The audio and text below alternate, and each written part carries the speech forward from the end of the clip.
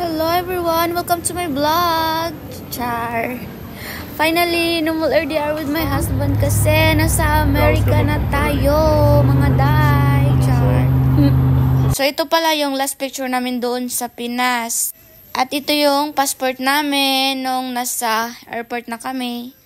Tapos, ayan, nagpicture-picture kami ni husband sa airport before leaving the Philippines. So, ayan. At ito yung Himpapawid. File A. File A na kami dito. Malapit na kami mag-touchdown. Yes. Like that. So, ayan. Ang ganda. Ang ganda. Ang ganda. Ang ganda, diba? Ang ganda ng Earth. So, ayan. Ito yung city ng LA, mga day. Ang daming building. Kunti lang yung mga halaman or walang bundok. Lahat building talaga siya. Diba? Ibang-iba sa Pinas. So, ayan. Ang ganda. Wala ka talagang makikitang green dyan. Diba? Palanding na kami dito. Mga day, palanding na kami dito. Ang ganda ng lugar nila dito. Ay, ambot. Wow, it's really a big city, mahal ko. You can hardly see trees. All buildings. Most of the people packed together. Yes. That's all we can see. The green one over there. The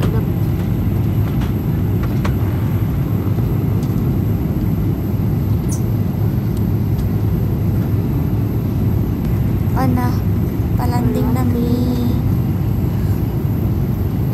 Direct flights kami, mga day, Manila to LA, Philippine Airlines.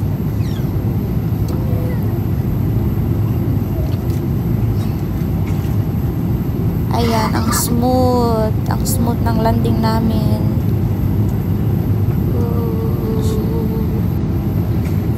wow, smooth. Yan, nasa America na tayo.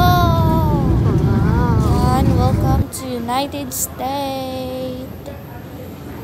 Wala damha mo abot sa US. Ang baji, mga day. So yan, kissing with my husband, taking picture. Gwapo sa akong bana. Uy, dito waiting na kami sa next flight namin papuntang Texas. O ayan, Texas na kami. Long stop. So on the next day, gala-gala nami, mga day. So, piling pa bebe tayo dito kasi first day ko yan sa Texas, mga day. Driving. Wala ka talagang makikita ditong tao na nag-walking or nag-backtas sa Bisaya ko. Lahat dito naka-car or truck. Ibang-iba talaga dito sa Pinas. At ang galing ng dito nila, hindi traffic, walang ganun. May respect sila dito sa dahil sa road or sa kalsada. Sila far away to each other. Ganon. Hindi yung nakadikit gaya sa Pinas. So ayan, dito na kami sa Pinoy Best Asian Food. Yung nila, yung mga benta nila is Asian or mga Pinoy lang. Ayan, sa Dallas, Texas. So, ito yung nabili namin. Movie, ganon. Ayan, picture. Diba? Ang gwapo ng husband ko. Ayan, kumain. Tapos, kumain kami sa Whataburger ata to. Tapos, pumunta kami ng Walmart, bumili ng fishing rod, kasi mag-kayaking kami, mag-canoeing. Yes. At bumili din si husband ng bike ko. Endless love na bike, day. Gaya ng pagmamahal ko sa husband ko, endless love din, char. Para mag-bike din daw kami. Exercise na. So, ito na, kinabukasan, mag-canoeing na kami, mga day. First time ko palang mag-canoeing with My husband, son, and his girlfriend. O, diba? Bongga, char. Tapos ito kami, picture again. O, diba? Bongga, char. Ito, nag-kayaking na, nag-canoeing na kami, nag-paddling na kami dyan. Ang ganda ng lugar nila dito, dahil wala silang dagat dito, so it's a lake siya. Like, ang laki ng lake nila dito. At ang daming ibon talaga. Nagsiliparan sila nung padating namin, mga day. Ewan ko kung bakit. Takot siguro sila sa amin, or kasi nagugutom na kami. Takot siguro silang hulihin at i-grill namin. Ganon. Suba, char. No, bawal yan dito. Bawal talaga yan dito. Bawal nga mag-fishing pag wala kang fishing license. Kanon, bawal. So ito, enjoy lang kami ni husband. Paddling at taking video or pictures. Ayan, binidyohan ko sila. Nag-stop pala kami dito sa may shade kasi ang init-init dito sa Texas, mga day. Mapapagod tayo. Mangitom. Kasi ang init. Kaya ako naka-sweater sila. Parang ginaganahan talaga sila sa weather.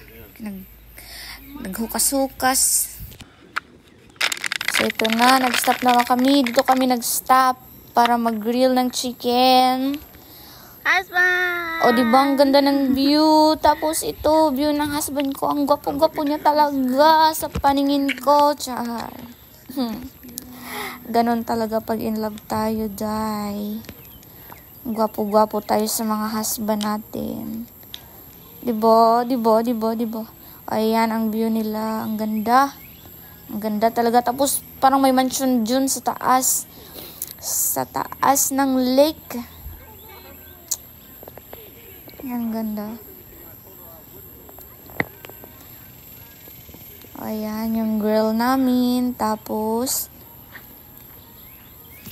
yan pala yung niluto ni husband para sa amin, para kakainin namin kasi gutom na talaga kami, mga day. So ayan, pagkatapos namin kumain, ligo-ligo na si husband. Nagligo-ligo na siya dyan. Ako, natatakot akong maligo kasi ang dilim-dilim ng tubig, hindi siya malinaw. Ay, malinaw siya pero green na baka merong buhaya or alligator siya. So yan, ang ganda talaga. Ang ganda ng view, ang ganda. Tapos naliligo din ako, syempre. Ang init-init kaya dito.